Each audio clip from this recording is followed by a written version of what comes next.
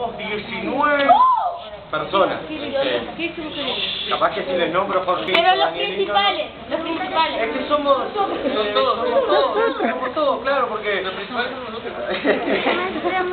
Claro, somos todos, porque no hay principales. Ahí en la murga somos todos un grupo de amigos que les gusta cantar. Ah, si les gusta cantar, se hacen como Entonces, no hay principales, somos todos. Mucha Coca-Cola toman por la garganta. Agua mineral.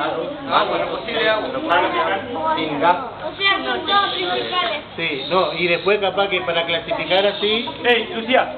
para clasificar capaz que doblan de clasificaciones, ¿no? O sea, el coro que le dicen y los que están atrás, que es la batería o la batea que le dicen, que capaz que son dos nombres que se podía como clasificar, ¿no? Porque después en realidad, pues nombrar la murga, pero está el coro Claro.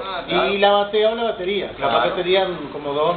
Claro, la murga igual, los que ustedes ven adelante del escenario no son todos los integrantes de la murga.